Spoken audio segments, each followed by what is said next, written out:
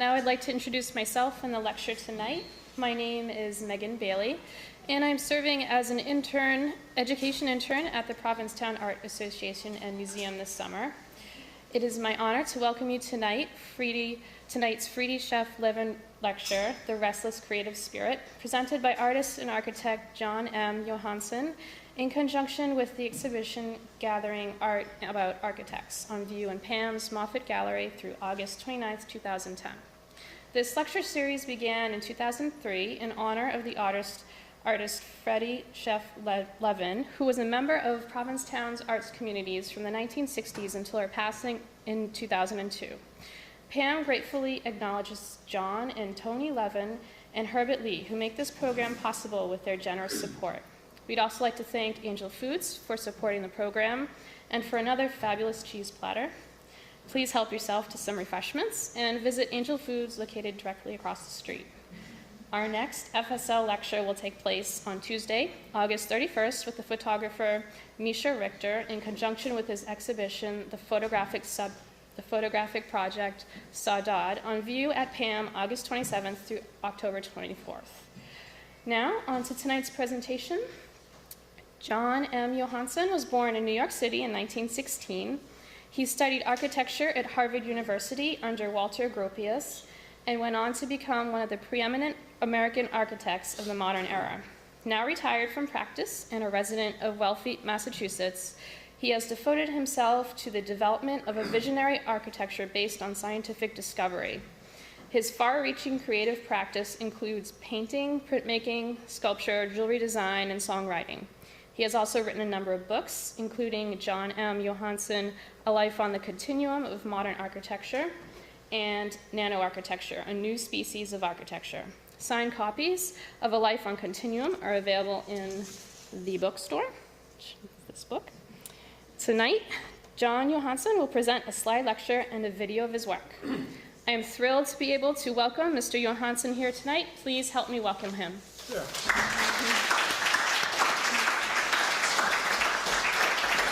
Thank you. I'll try to live up to the generous introduction.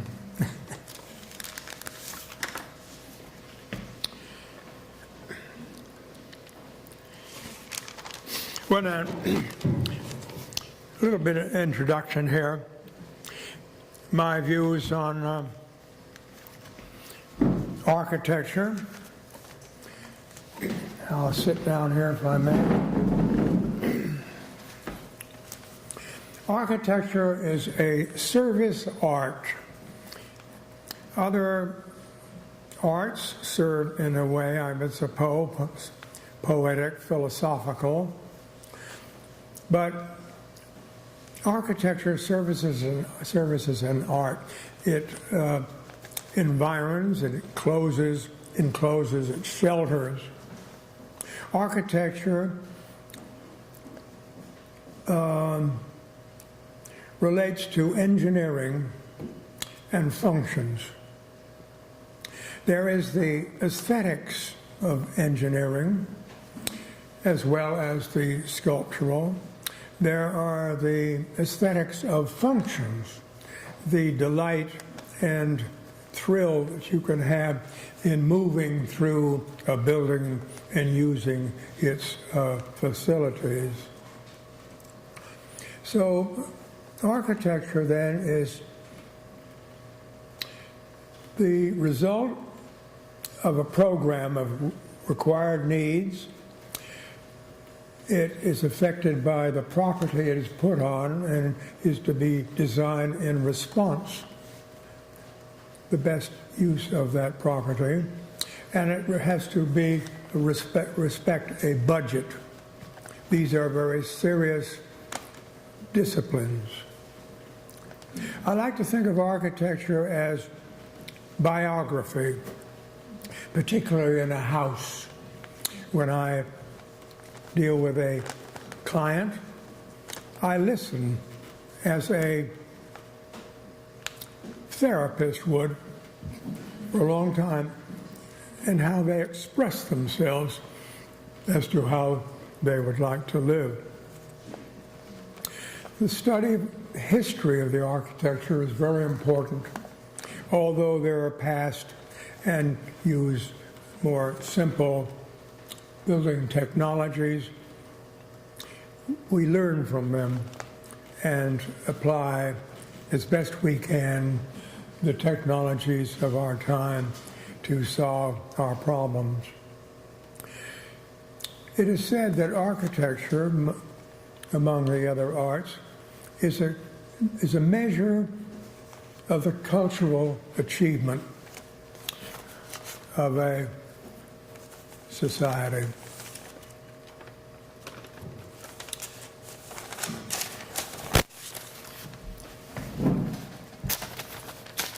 When I was studying architecture under Walter Gropius, we were told how to build houses like boxes. It was cheaper. You don't need the attics anymore. And there was a shingling. You don't have shingles anymore. You can simply have rolled roofing. As soon as we got out of the graduate school of Harvard, we had to fight our way out of the box. May I have the first slide, please? So this is fighting your way out of the box. This is dated 1970, 57. It's historicist. It draws from the past. Palladio is the man I went to Vicenza to study. This is clearly Palladian in having 3 bays and 3 covered roofs. It has gargoyles which spit water from the roof into the stream. A bridge house, which is also, as you say, spans a stream here. The property was bought by clients up to where the stream appeared. I said, who is going to buy the property across from you? You better buy that too. So I sold them on the bridge house. The bridge is one of the basic primordial symbols known to all mankind for 6,000 or 12,000 years before Christ and so on into the future. It represents leaving a region which is known to you, and then at mid-span you are elevated and separated from it all, from space and time, until you land upon the other to a region, therefore unknown. Next one, please. This is the Labyrinth House. This has no windows, except these are an ocean exposure and built of concrete, as though there were shells that were taken out, and the only light comes in from slots of glass from one shell to another. These are both very romantic ideas. The labyrinth is also one of the basic symbols. Next one. Telephone pole house. Dealing in nature, another romantic idea. This was put together by old Norwegian builders, boat builders. They used primitive tools. 110 telephone poles sent by rail from Oregon, selected notched and put together. Now the public buildings. Next one, please.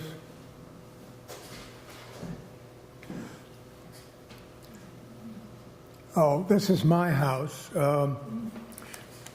which I lived in for 30 years in Millbrook, New York. This is an experimental house which was built. It's steel frame. It is covered with corrugated, translucent plastic sheets with insulation between two, making a sandwich. And the installation allows still the light to come through. So if you approach this, see it during the day, there are silhouettes of the moving leaves all day long from east to south to west. The silhouettes of birds flying by. Even in moonlight, you can see these patterns. I could never live again in a house which had solid walls. Next one, please. Oh, this is the interior of that. You can see the translucent walls. It's 3 stories high. Next one, please. Now this is the greenhouse house.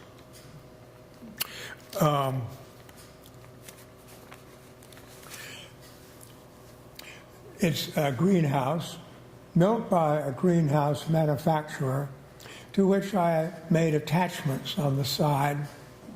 The earth is original there, and the plants were put in, and the house was built around it. The temperature there and humidity is determined by what is best for the plants. If you gasp for breath now and then, I want you to be reminded that you're lucky to be there because it's a house for plants. Next one. That's the house. That's the plan of it. The center part then is the greenhouse, and the other attachments are more conventional. On the left, a guest house, other rooms, and so. Next one. This is the telephone pole house. The poles start at the base, which support the roof, the floor platform. They separate the functions of the different spaces. Then they shoot out above. They take stairways up to upper levels, and then they continue out to support the roof above. Next one. Now these are public buildings.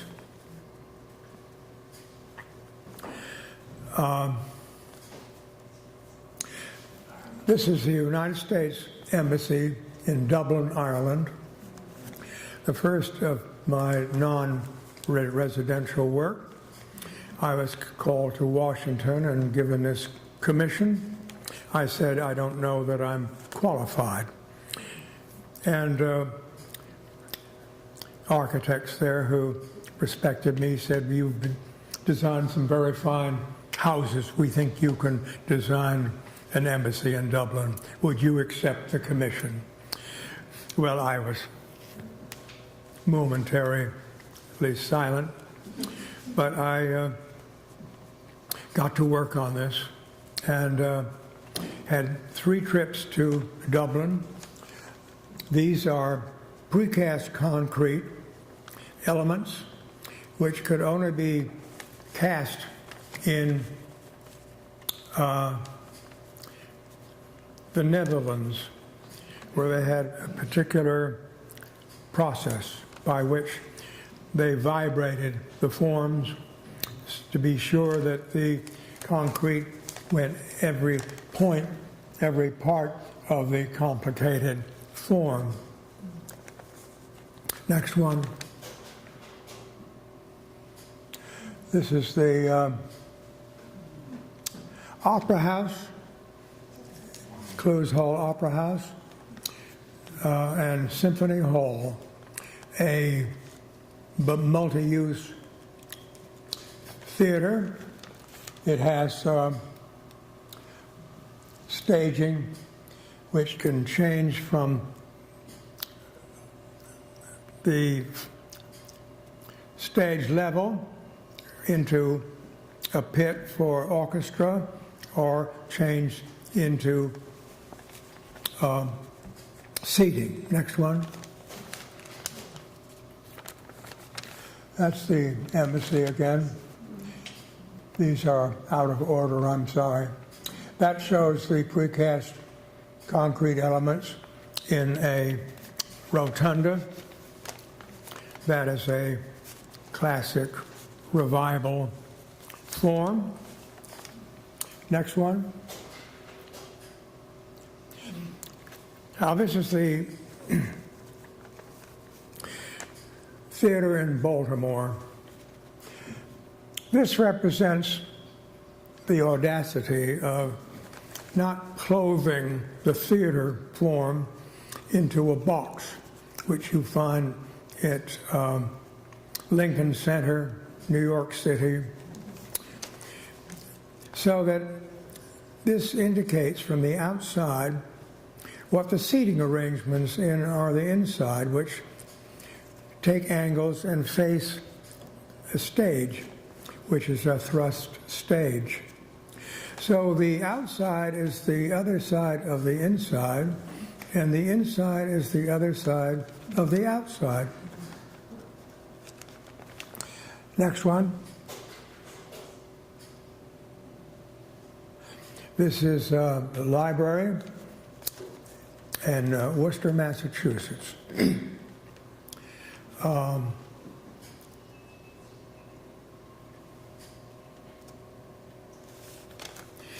This is 1968. This is non-compositional. This is an arrangement of structure, all concrete, upon which functional elements are attached. Some of them are large reading rooms, some are cubicles for individual study, some of them are libraries, and their shuttering there is to protect the readers and the books from the destructive light of the sun.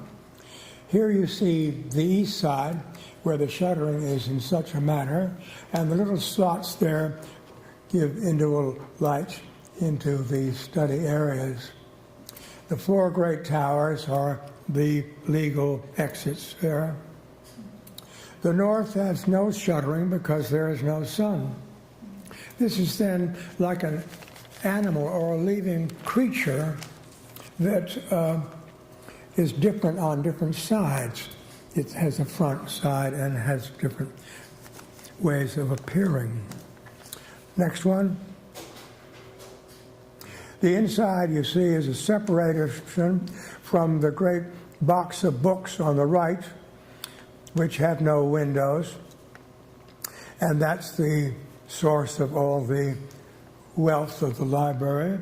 From there, you have bridges across slots of light to reading spaces of different sorts on four sides.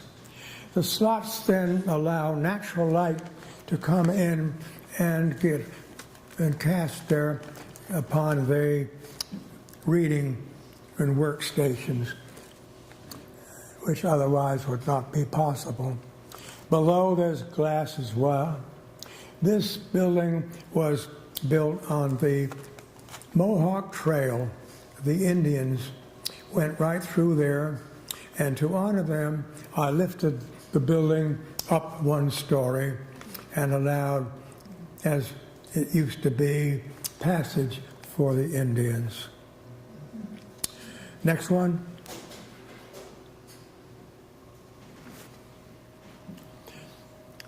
Now this is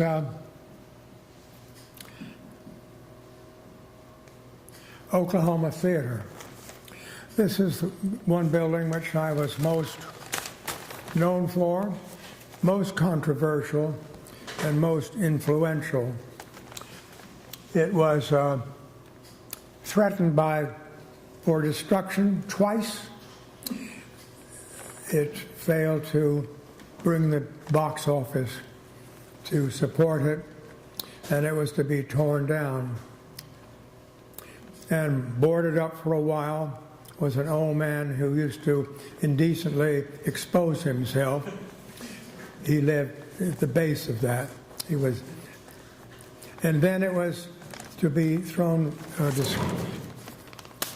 torn down a second time. The man returned, but finally it was saved by a benefactor, and now it's, of course, a flourishing school and active theater. Next one, please. This is Oklahoma.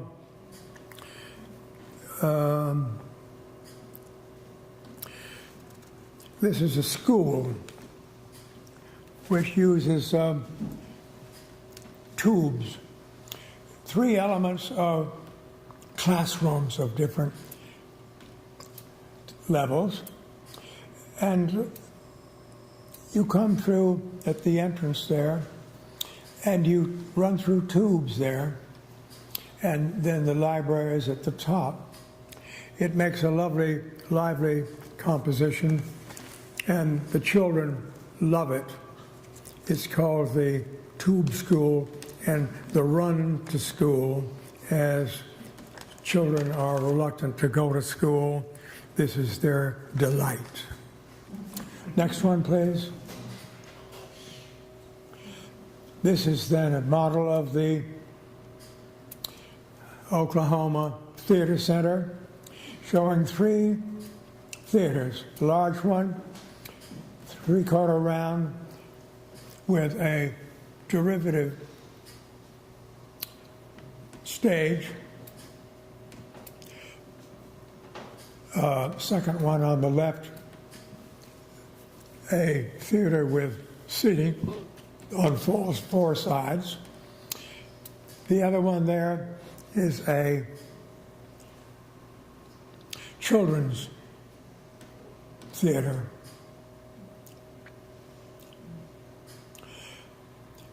So there it is, and it's been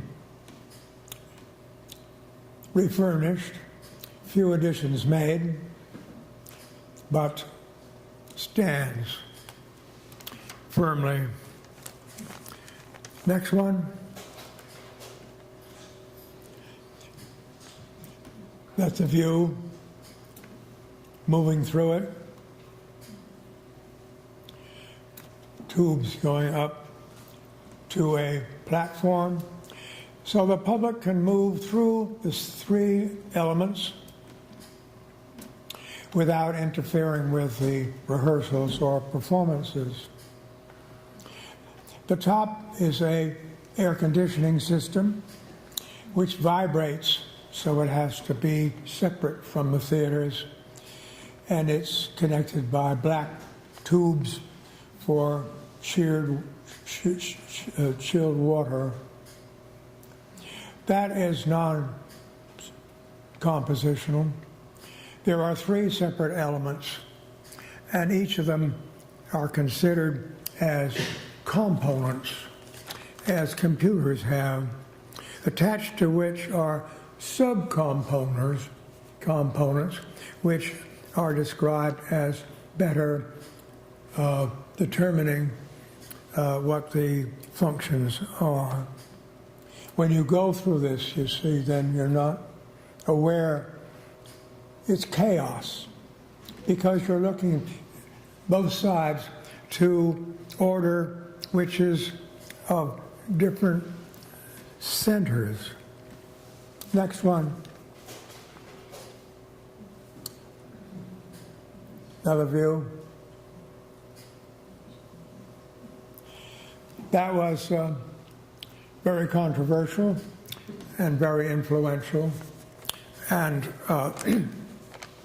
it received the highest award of the National American Institute of Architects as finest building of the year. Next one. There it is again. Next one. Interior. Instead of having seats in regular form as in most theaters, these are broken up into little trays of seats where you can select your friends. They're separated, and between which the actors come from underneath to a stage which is not a stage, but only designed for that particular production. That's rather different. Next one. This is Old Westbury College, New York State system of buildings in Long Island. This is interesting because the chap who was president of that and wanted to establish his own educational policy, he said there will be no subjects, no separate subjects. All subjects are related. So below is a library, and if you want to set up a study, the students come together and say, we want to have a director and study this subject. And after discussion, then they go downstairs and get their books up, and they have study spaces on the roof here.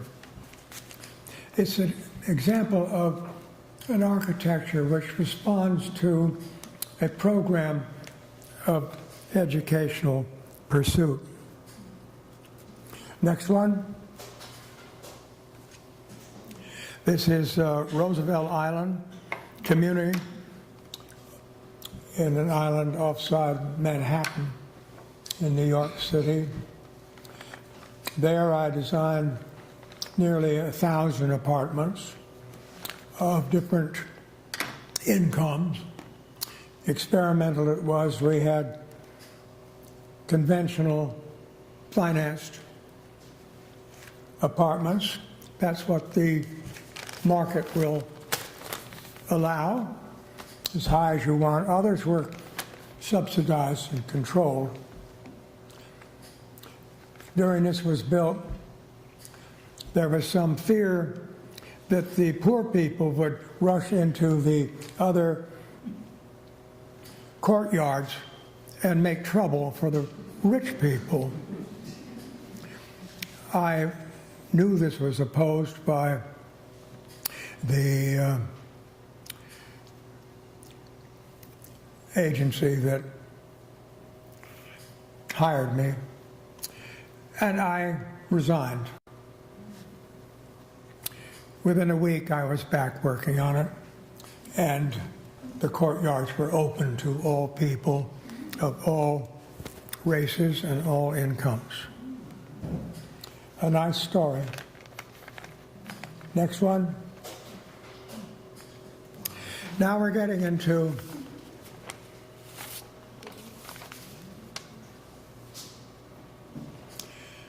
well, that's a model of a sprayed form concrete house. It was never built. It was engineered. It was had no formwork to support the concrete. It was sprayed on metal lath and reinforcing bars,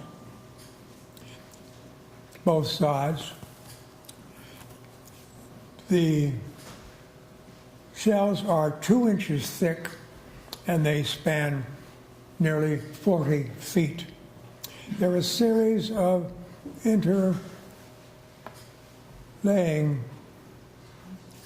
central, middle, and outer forms which would have glass between them to keep weather out. Next one. That one earlier I just showed you was 1964. That indicates what experimental work I was working on, was developing at that time. Now these are other experimental structures. This is a floating house. I learned from other manufacturers of other materials for other purposes. I talked to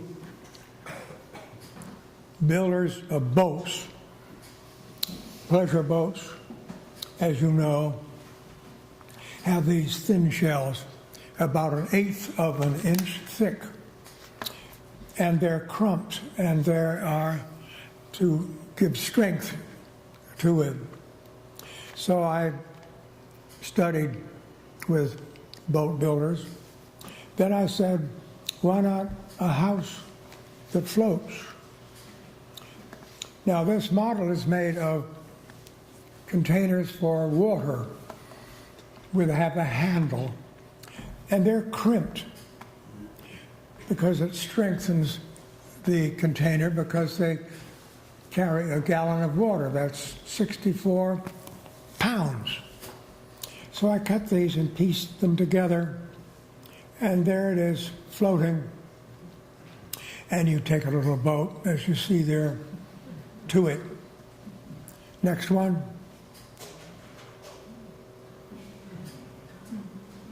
You can see it's translucent, very beautiful in light.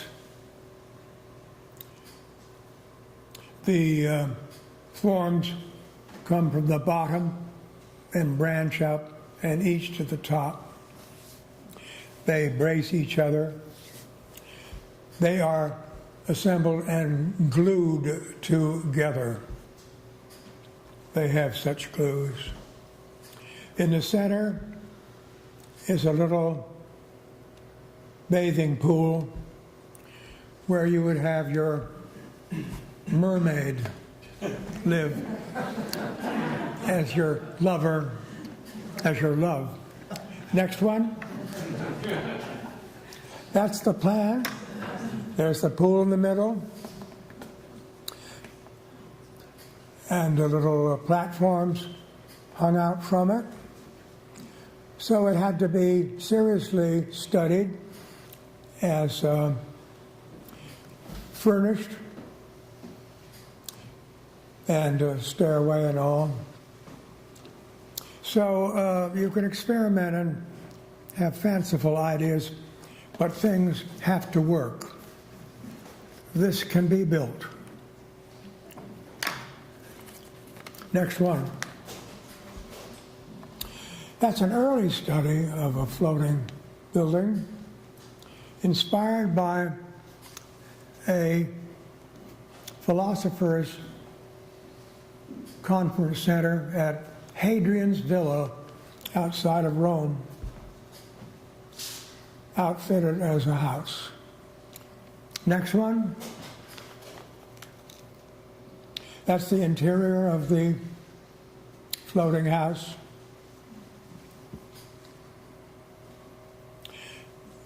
there's always level floors to walk on. Stairway up there as well. Next one, please. Another interior. Quite different.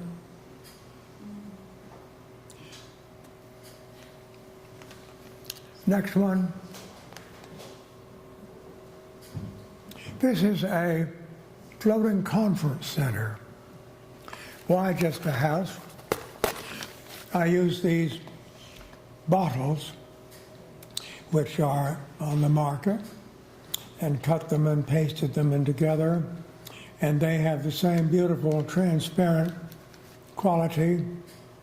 So as a conference, it would be remote from the busy part of the city, and you go out on a little boat there and confer. Next one. People at the very top.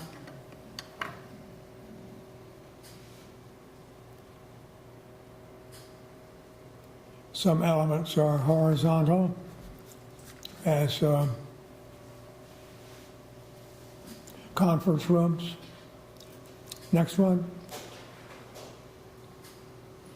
People at the top. These are all cut out of containers. You could never make a model as beautiful unless you use something like containers. Next one. Interior of that. Beautiful the way the forms float out, move out from the bottom and then go up majestically to the top and then turn in to form the top surface of the roof. At the center you see connection of one of those tubes. Next one. Now, inspired from what they are doing in NASA and outer space, this is a model of a structure that can change in outer space. I'm interested then in what I could design of frameworks here which could change their forms for different uses. Next one. This is then a theater which is made of struts. And the struts are movable. They have joints which allow the struts to stretch or to come together to form three different theater forms. One with seating at the top in circle, another one in more conventional at the middle, and one at the bottom. This is expensive, but it's cheaper than designing three separate specialized theaters. Next one. That's illustrated in Times Square, New York, on a roof where they can look upon it and look down upon the traffic and see it change as it accommodates one performance, say a matinee, to a different one in the evening.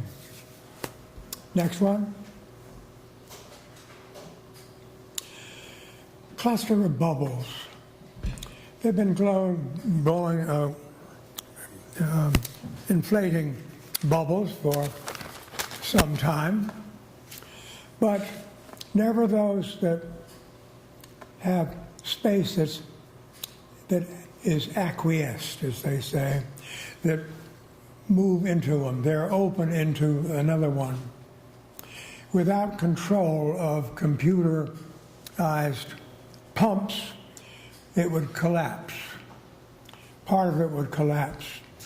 So only by these pumps acting whenever necessary does this sustain itself. I'm looking for light buildings that have no properties left in Manhattan to build upon. So I go to the tops of roofs. Since they're so light, they bear no weight upon the buildings. If it's a conference center, it adds greatly to the uses of the office building below. Next one. Closer view. Inside then are platforms of different uses. There's a restaurant you see at the bottom. Little tables in white are push pins. The red serpentine element you see is a levitator, not an elevator. These are now used in Japan. They have them moving horizontally, vertically, or at an angle. I imagine let's improve upon that and have one that is serpentine.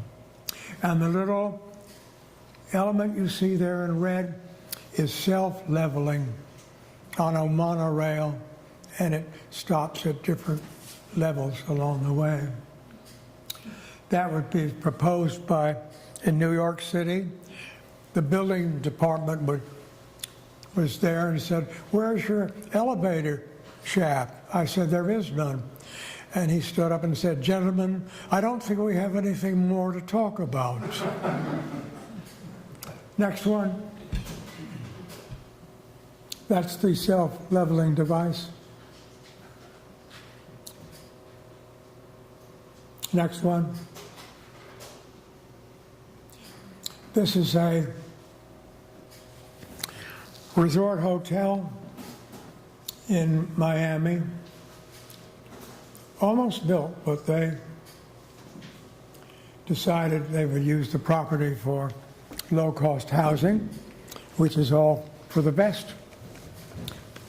This was a large framework with elements hung in it.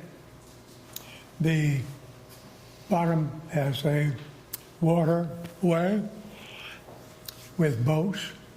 The element at the bottom there is a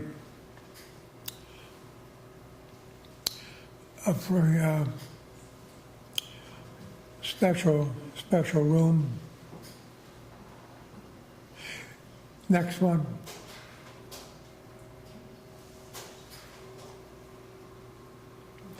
This is a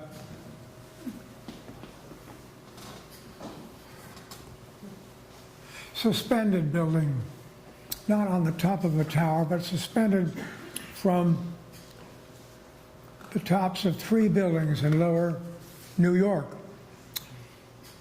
On the top room, I took this photograph of the model and then superimposed it on the view of the East River, where the Brooklyn Bridge or the other bridge below it makes it very realistic. There you can see the cables in gold suspending it and also holding it down. The tubes then are for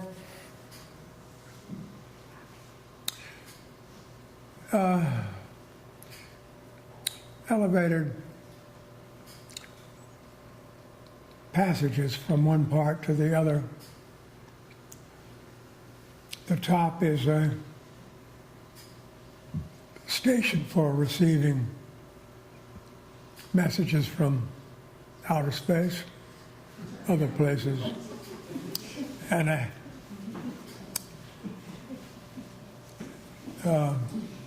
landing place for a little airplane. Next one. That's another view of it. Those are, of course, other beautifully formed plastic elements which make for a fine model. Next one. Another view of it. The closed tubes, of course, are to keep the people out of weather while they're traveling. Next one.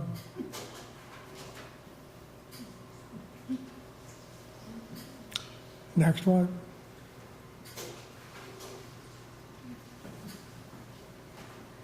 Little theater. Next one.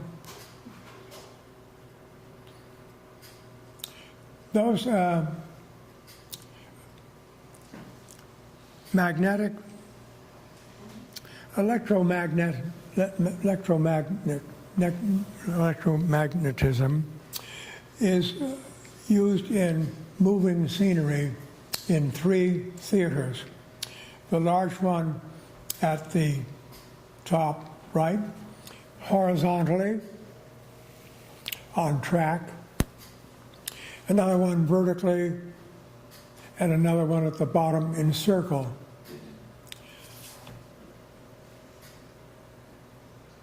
Another use of other forces.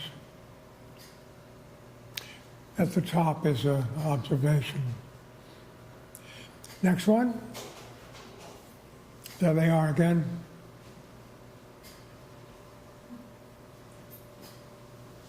Again, photograph hung up in the air, looking down upon the East River. Next one. Another view. Next one. Observation. Oh, that's a restaurant. Next one. Electromagnetics allows the suspension of theater performers in the air. You could walk underneath that thing. There the audience is fixed. Reversing that, next one. This is a group of students, medical students, coasting through, magnetically controlled, a very large model of the human heart. That is the photograph taken of the interior of a human heart. Next one. Now this is another experiment on electromagnetics. It has an outer framework with attachments, nodes, which can be controlled changed from positive to negative. So this is a capsule which is flexible. And by a handheld device, people moving into that, where you see them below, can regulate the electric power as positive and negative and change the form of this thing. Where it was concave, it can be convex. One can change the color and change the sound. That is a new architecture in which the occupant and the building are one. Next one. That shows the outer form.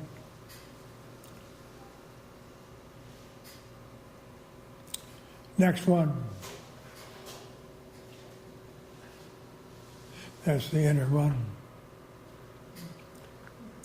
So that's, I believe, the end of my show. And I delight in using my imagination. Now, most of these things can be built or in the near future. But I'll show you now a DVD of my thoughts into nano-architecture.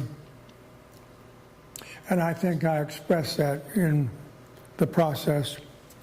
I'm contracted and a member of the Foresight Institute in California, where physicists deal with nanotechnology, molecular engineering. I learned from them what is possible. I wouldn't pretend to know what is possible, but they say this is possible, then I am an architect, only an architect who can express it in some way which is useful. So I'll show you animations of buildings that I've designed which literally grow. When I say, well, within 3 generations, and then I say, ask them, is it sure? They say, it is inevitable. We will not be alive to know that. But it's a pleasure to know that it'll happen. And I, as an architect, having been dealt with this so many years ahead, may be remembered. Thank you.